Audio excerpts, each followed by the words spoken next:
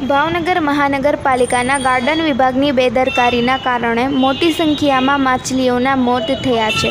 શહેરના મધ્યે આવેલ ગંગાજળિયા તળાવમાં અસંખ્ય માછલીઓ મરેલી જોવા મળી રહી છે. 10 કરોડ રૂપિયાના ખર્ચે ગંગાજળિયા તળાવને બ્યુટિફિકેશન કરવામાં આવ્યું છે, પરંતુ આ તળાવમાં સતત 24 કલાક દૂષિત પાણી ભરી રહ્યું છે. તેમ છતાં મનપા કોઈ કાર્યવાહી કરતું નથી. મહાનગરપાલિકાના ગાર્ડન વિભાગના હસ્તક ગંગાજળિયા તળાવની દેખરેખ કરવામાં આવે છે. આ તળાવ એટલું દુર્ગંધયુક્ત બની ગયું છે કે નજીકમાંથી પસાર પણ થવું મુશ્કેલ બને છે. ભાવનગર મહાનગરપાલિકાના ગાર્ડન વિભાગે રાજ્ય સરકારના 10 કરોડ રૂપિયા જાળવણીના અભાવે બરબાદ કર્યા હોય તેવું લાગી રહ્યું છે. સંધિ જાગૃતિ ન્યૂઝ તંત્રી જાહિદ મદ્રા દ્વારા.